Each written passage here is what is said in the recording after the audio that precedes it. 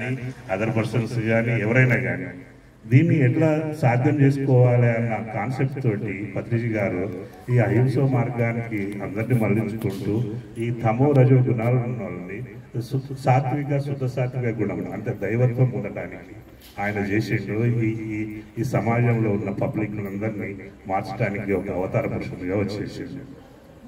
దాన్ని ఎట్లా అంటే ధ్యానంలో ఏం జరుగుతుంది, ఎట్లా జరుగుతుంది, ఎందుకు మనం మోక్షానికి పోగలుగుతాము అంటే మోక్షం సూక్ష్మాది సూక్ష్మమైన కణానికి కానీ సూక్ష్మాది సూక్ష్మమైన ఏమీ లేని దానికే పవర్ ఎక్కువ. ఎందుకంటే ఈ సృష్టించబడ్డదాన్ని కూడా ఆకాశం నుంచి ఏమీ లేని దాని నుంచే వచ్చేసింది. ఆకాశం నుంచి నీళ్ళు రావడం కానీ నీళ్ళ నుంచి జలం అగ్ని నుంచి బుద్ధి వచ్చేసింది. అట్లనే మన యొక్క ఫిజికల్ బాడీ నుంచి సూక్ష్మాది సూక్ష్మంగా వినబడినట్లయితే 5 శరీరాలు ఉంటా ఉంటాయి. బాహ్య శరీరం ఓజీ ఫిజికల్ ఎఫెక్ట్, సూక్ష్మ శరీరం, కారణ శరీరం, మహాకారణ శరీరం, కాస్మిక్ ఎదరిక బాడీలు ఇవన్నీ ఉన్నాయి. అవన్నీ సబ్జెక్ట్ చెప్పాలంటే మీకు ఇప్పుడు కాదు కానీ అనే దాని గురించి చెప్పాలంటే ఇప్పుడున్న ఈ స్థితులలో అన్ని పొల్యూషన్స్ ఉన్నాయి. వాతావరణం pollution, mind thinking pollution and food pollution, అన్ని పొల్యూషన్స్ తోటి ఆరోగ్య వ్యవస్థ అంతా ఆరోగ్యం అంతా అస్తవ్యస్తంగా ఉన్నది పబ్లిక్కి.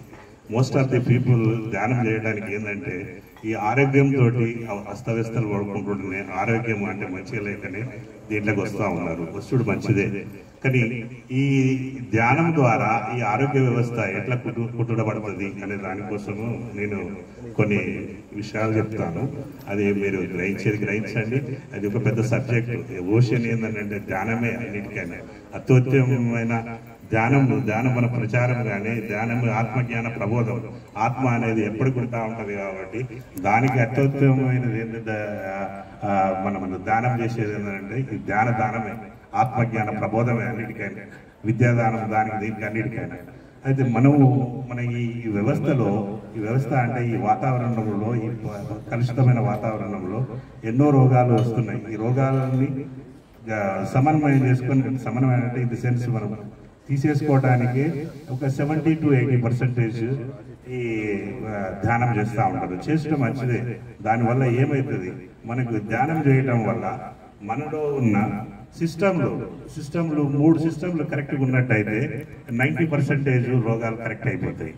ఆ 3 సిస్టంలు ఏంటంటే నర్వస్ సిస్టమ్ అంటే ఇది communications to the all cells, కణాలన్నిటికి కానీ మనకి కమ్యూనికేషన్ చేస్తుంది. ఏదైనా సమాచారం మనకి ఇక్కడ చీమ కుట్టింది అని అంటే మెదడుకి పోతుంది, మెదడు నుంచి మళ్ళీ చేయికి సిగ్నల్ ఇస్తుంది, తీసేయమని చెప్పేస్తూ ఉంటుంది. అన్ని సెంటర్స్ బ్రెయిన్లోనే ఉన్నాయి. ఇది అండము పిండమైంది, పిండము బ్రహ్మాండమైంది. ఈ బ్రహ్మాండమే మన లేపట ఉన్నది. అన్ని గెలాక్సీలు ఎన్నైనా కానీ ఏమైనా కానీ అన్ని ఇంటర్ గెలాక్సీస్ మొత్తం ఈ ప్రపంచం కాదు, ఈ విశ్వమే మన విశ్వంలో మనం ఉన్నాం. విశ్వంలో ఉన్న మన దాన్ని అండం వచ్చింది, అది పిండమైంది, ఇది బ్రహ్మాండమైంది. ఈ బ్రహ్మాండంలో మనము బ్రహ్మాండంలో ఉన్నాము, బ్రహ్మాండమే మనమై ఉన్నాం. దాన్ని తెలుసుకోవటానికే ఈ ధ్యానము. దీంట్లో మనకి అన్నిటినీ సిస్టమేటిక్గా అన్నిటినీ అవగతం చేసుకోవాలి, యాక్టివేట్ చేసుకోవాలి. అన్ని మన దగ్గరనే ఉన్నాయి. కానీ ఉన్నాయన్నీ ఏమిటున్నాయంటే సుప్తావస్థలో ఉన్నాయి. అంటే నిక్షిప్తంలో డిస్యూజ్ ఎట్రోపీ అంటారు. డిస్యూజ్ అంటే ఏదైనా ఒకటి యూజ్ చేయకపోతే అది ఎట్రోపీ అయిపోతుంది. ఎట్రోపీ అంటే పని చేయకుండా అవుతుంది. మనం ఒక రూమ్ని యూజ్ చేయకపోతే బూజు పట్టు దాంట్లో అస్తవ్యస్తంగా ఇక ఆ బటర్ఫ్లైస్ ఈ ప్లైస్ ఏవో వస్తాయి కదా, అట్లా వచ్చేసి బూజు పట్టేసినట్టుగా మన యొక్క ఉన్న సెంటర్స్ అన్ని ఈ ధ్యానం యొక్క యాక్టివిటీ లేక అవి బూజు పట్టున్నాయి. ఆ బూజు పట్టిన ఈ కమ్యూనికేషన్ సిస్టమ్ ద్వారా, ఈ నర్వస్ సిస్టమ్ ద్వారా యాక్టివేట్ అయ్యడం వల్ల, ధ్యానం వల్ల అవి యాక్టివేట్ అయిపోతూ ఉంటాయి. అంటే ఆ బూజును ఫస్ట్ తొలగించుకుంటాము. ఈ తొలగించుకోవడం వల్ల ప్రతి కణానికి కానీ సిగ్నలింగ్ కరెక్ట్గా వ్యవస్థ పోతూ ఉంటుంది.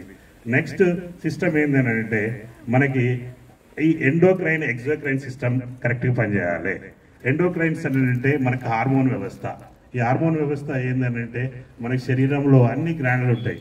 పిట్యూటరీ గ్లాండ్ ఒకటి మాస్టర్ గ్లాండ్, అది బ్రెయిన్లో, అది ఆజ్ఞ చక్రానికి సంబంధించింది, బేస్ ఆఫ్ ది బ్రెయిన్లో. తర్వాత ఈ థైరాయిడ్, ఇదొకటి సర్వైకల్ ప్లెక్సస్, ఇదొక చక్రానికి సంబంధించింది. తెలుగులో ఈ అనాహత చక్రము అని అంటారు. ఈ thymus and other glands, eternal glands, తర్వాత ఈ పాలిక్యులర్ స్టిమ్యులేటింగ్, ఇవన్నీ ఎటర్నల్ అంటే ఇవన్నీ endocrine system. And exocrine system అంటే మనకు జీర్ణ వ్యవస్థ కానీ, రెస్పిరేటరీ కానీ, న్యూరో ట్రాన్స్మిటర్స్ కానీ ఈ వ్యవస్థ అంతా కరెక్ట్ కావడానికి అది ఎగ్జోక్రైన్ ఎండోక్రైన్ సిస్టమ్ కరెక్ట్గా ఉంది అని అంటే మనకు 90% డిసీజెస్ రావు. ఫస్ట్ ఇది నర్వస్ సిస్టమ్, కమ్యూనికేటింగ్ సిస్టమ్ కరెక్ట్గా ఉండాలి. Next is the exocrine endocrine system ఉండాలి. నెక్స్ట్ మనము ఈ వాతావరణంలో ఎన్నో ఆర్గనిజమ్స్ ఉంటా ఉంటాయి, మనకు కలపడకుండానే ఉంటా ఉంటాయి. చిన్న కరోనా వైరస్ వచ్చి 1,00,000 మంది చనిపోయారు. ఆ కరోనా కంటికి కనపడదు, ఎదుగుదామంటే దొరకదు. కానీ దానికి అంత పవర్ ఉంది. ఇంత పెద్ద బాడీ ఉన్న వాళ్ళము మనకి ఇంత సైన్యంలోకి ఎంతో మంది ప్రజలని అస్తవ్యస్తలు పెట్టింది. అంటే సూక్ష్మానికే పవర్ ఎక్కువ ఉంటుంది, మనలో ఉన్న సూక్ష్మానికి కూడా పవర్ ఎక్కువ ఉంటుంది. ఆ సూక్ష్మం ఏంది అని అంటే ఏమీ లేని, అవతారం లేని, ఒక ఏది లేని ఉన్నది శక్తి స్వరూపం. అదే ఆ శక్తి స్వరూపమే మనకు ఉన్న ఆ జీవిలో ఉన్న జీవాత్మ. ఇది బయట ఉండేది పరమాత్మ, మనలో ఉన్నది జీవాత్మ. ఈ జీవాత్మని యాక్టివేట్ చేసుకోవటానికే ఈ ధ్యానం కావాలి. దీనికి యాక్టివేట్ చేయాలంటే ఉట్టిగా యాక్టివేట్ కమ్మంటే కాదు, దానికి ఒక ప్రిన్సిపల్గా మనకు ఒక పద్ధతి ప్రకారంగా మనము సెల్స్ని యాక్టివేట్ చేసి exocrine, endocrine. Next is the immunity system అంటే మనకి రక్షణ వ్యవస్థ. మనం ఒక దేశాన్ని కాపాడుకోవాలంటే రక్షణ వ్యవస్థ ఎంతోమంది ఎక్కడో సైన్యాలు అందరూ ఉండటం వల్లనే మన వ్యవస్థ అంతా ఈ భారతదేశం అంతా కాపాడుతుంది. మన బాడీని మనం కాపాడుకోవడానికి ఒక ఇమ్యూనిటీ సిస్టమ్ అనేది ఉంటుంది. ఆ ఇమ్యూనిటీ సిస్టమ్ ఎట్లా డెవలప్ అవుతుంది అని అంటే సెల్స్ ద్వారానే, కణాల ద్వారానే. అన్నిటికీ కణాలే మనకు ముఖ్యం. ఈ కణాలు ఎట్లా ఏర్పడ్డాయి? 3,00,00,000 దేవతలు ఒకటై ఈ బాడీని, మన శరీరాన్ని తయారు చేసేది. ఆ 3,00,00,000 దేవతలు ఎవరో కాదు, మనలో ఉన్న ఆర్గాన్స్ అంటే అవయవాలు, లివర్ కానీ, కిడ్నీ కానీ, కన్ను కానీ, ఏదైనా కానీ ఒక్కొక్కటి ఒక్కొక్క తీరుగున్న కణజాలం. ఆ కణజాలాలలో ఉన్న పవరు మనకు చూపించేదే 3,00,00,000 దేవతలు. ఆ 3,00,00,000 దేవతలు ఒక్కటై మనల్ని సృష్టించిన ఈ జీవుడు జీవాత్మని పరమాత్మలో చేసుకోవడానికి కోసమే మనం ఆనందంగా ఉంటూ ఈ జీవాత్మని పరమాత్మలో లీనమై మోక్షం చెందటానికే ఈ భూమండలంలో మనము జన్మం తీసుకుంటాం. కానీ ఈ ప్రపంచంకు దీంట్లోకి వచ్చిన తర్వాత ఇది ద్వైతంలో ఉన్న ఈ బాహ్య ప్రపంచానికి ఇంపార్టెన్స్ ఇచ్చి మన అంతర్ప్రపంచానికి ఇంపార్టెన్స్ ఇవ్వము.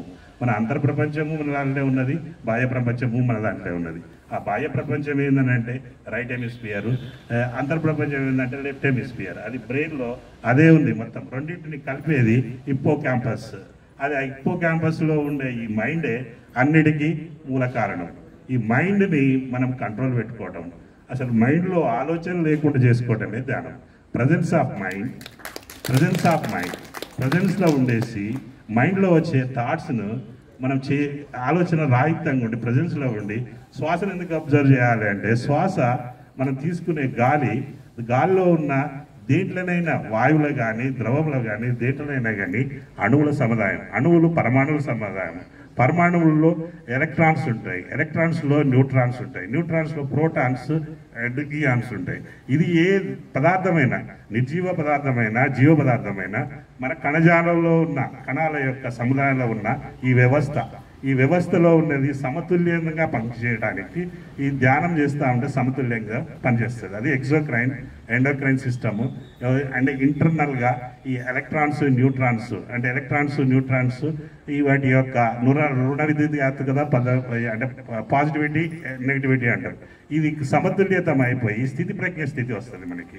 అంటే సిస్టమ్ మొత్తము సమతుల్యంగా అయిపోయినప్పుడు మనకు స్థితి ప్రజ్ఞ స్థితి అంటే మనం ఒక డిప్రెషన్ పోము, ఎగ్జాగరేట్ కాము, చిన్నది కాగానే సంతోషపడము, ఇట్లా కాము. ఈ సిస్టంలో మనకు బాడీలో ఇవన్నీ చేంజెస్ రావటానికి అన్నిటికైనా ఒకటే మార్గం ఏంటంటే ఏ డ్రగ్ పనిచేయదు, ఏది పనిచేయదు. మనం మైండ్ కంట్రోల్ పెట్టుకొని శ్వాస వ్యవస్థని అబ్జర్వ్ చేసుకుంటూ మన యొక్క ఈ వ్యవస్థలన్నింటినీ సమతుల్యం చేసుకుంటే స్థితి ప్రజ్ఞ స్థితి వస్తుంది. ఆ స్థితి ప్రజ్ఞ స్థితి ఏంటి అంటే మనకు ఎగ్జోక్రైన్ ఎండోక్రైన్లో ఎటర్నల్ గ్లాండ్, దాంట్లో ఎటర్నల్ కార్టెక్స్ ఉంటుంది. ఎటర్నల్ మిడిల్లో కొద్దిగా స్టిమ్యులేట్ అయిపోతే దాని క్యాటకాలమెంట్స్ రిలీజ్ అయిపోతాయి, నాన్ ఎపిడెట్రిన్ అని. అవి గింత ఒక డ్రాప్ రిలీజ్ అయిన శరీరంలో సడన్గా కోపం వచ్చేస్తుంది. ఎగ్జాగరేట్ పోయి మన చేతిలో ఉన్నది ఎవడు కోపం ఉంటే వాళ్ళని కొట్టేయాలనో పొడిచేయాలనో అది వస్తుంది. ఈ ధ్యానం చేయటం వల్ల అది రాదు, ఆ స్థితి రాదు. సింపథోమిమెటిక్ యాక్టివిటీ ఎక్కువ పనిచేయదు. ఈ సింపథోమిమెటిక్, పారాసింపథెటిక్ దాన్ని న్యూట్రలైజ్ చేయడానికి అది సింపథెటిక్ సిస్టమ్, పారాసింపథెటిక్ సిస్టమ్. అదే ఇలా పింగళ నాడి అంటారు. అది తెలుగులో చంద్రనాడి అండ్ ఈ మన సూర్యనాడి అంటారు. ఒకటి ఎగ్జాగరేట్ చేస్తుంటే ఒకటి న్యూట్రలైజ్ చేస్తుంది. దీని సమతుల్యత లేకుంటుంటే మాత్రము మన బాడీలో అవకతవకలు అవుతాయి.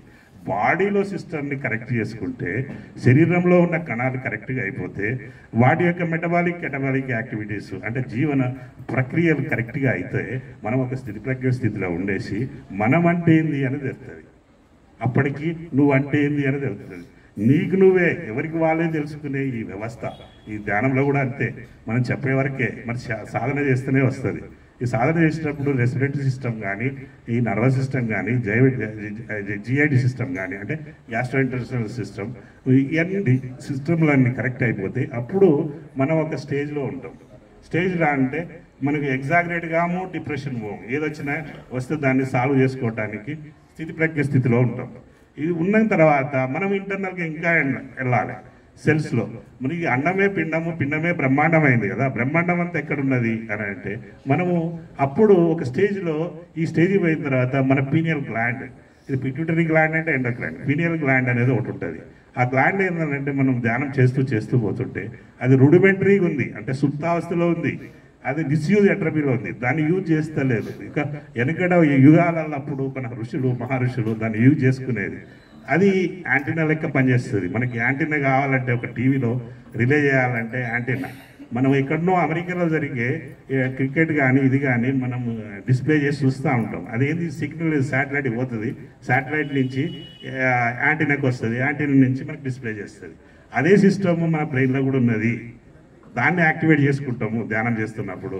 అది థర్డ్ ఐ అనేది పీనియల్ గ్లాండ్. మనోనేత్రం, మన మనసు ఎంతవరకు పోతుందో అంతవరకు పోయి గ్రహించగలిగి మనకి ఇంటర్నల్ ఆర్గాన్స్కి అంటే మనకి సిస్టమ్ మొత్తానికి ఈ జ్ఞానేంద్రియాలకి కర్మేంద్రియాలకి అది సిగ్నలింగ్ చేయగలుగుతుంది. కానీ మనం ఇక్కడ కంటు మూసుకొని ధ్యానం చేస్తుంటే అన్ని అనుభూతులు చెప్తాం.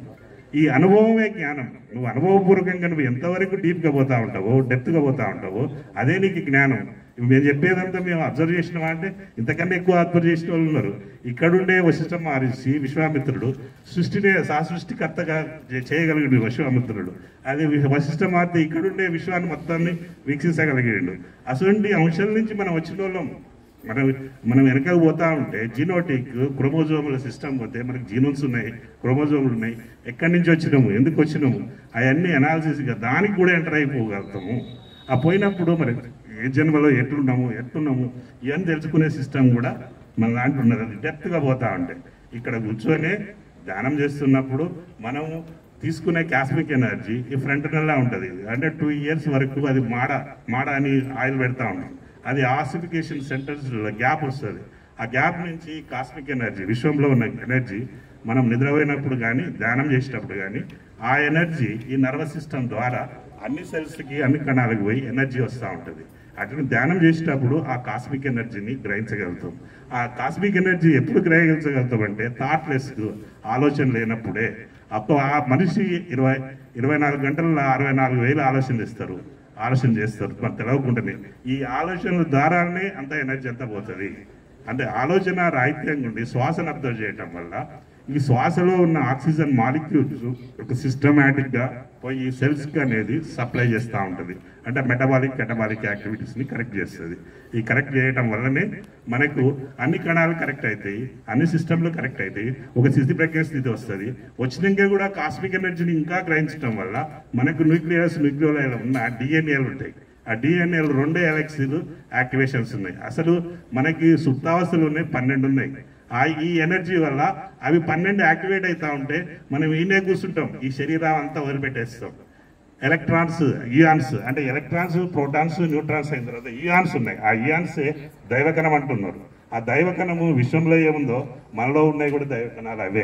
ఆ కణాలు ఈ కణాలు ఎమర్జ్ అయిపోతే అంటే కలిసిపోతే మన యొక్క ఈ నదులు పోయి సముద్రంలో కలిసినట్టు ఎట్లా అయిపోతుందో ఈ నీరంతా ఇక్కడున్న డ్రాప్ కూడా కలిసిపోయి అట్లా సముద్రంలో కలిసినట్టు మనలో ఉన్న ఇయాన్స్ కూడా ఈ విశ్వంలో ఉన్న కాన్షియస్ లెవెల్లో ఉన్న విశ్వశక్తితోటి అయిన ఇయాన్స్తో కలిసిపోతుంది. అప్పుడు విశ్వమే మనం అయి ఉంటాం. ఇవన్నీ ప్రాక్టికల్గా ఎవరికి వాళ్ళు తెలుసుకోవాల్సింది. ఇది చెప్పడం మట్టికి సాధన చేయాలి. నేను కూడా స్టూడెంట్నే, ఇలా చిన్న ఇన్ఫాంట్నే అంటే చిన్న పిల్లగానే, ఎప్పుడు స్పీచ్ ఇవ్వలేదు స్టేజ్ల మీద. కానీ నేను అనుభవపూర్వకంగా నేను 3ంటికి 4ంటికి లేచి 2 గంటలు చేసేస్తా. నాకు ఎంత స్ట్రెస్ స్ట్రెయిన్ ఏది అనిపించదు. అది ధ్యానంలో 1 గంట ధ్యానం చేసేస్తే 6 గంటలు 7 గంటలు పండుకున్నంత విలువ. ఆ ఎనర్జీ కాస్మిక్ ఎనర్జీ మనల్ని నడిపిస్తూ ఉంటుంది. ఈ విశ్వంలో ఉన్న ఎనర్జీ అదే ఆత్మ, పరమాత్మ మనలో ఉన్న జీవాత్మగా, జీవునిలో ఉన్న జీవాత్మగా ఉన్నాడు.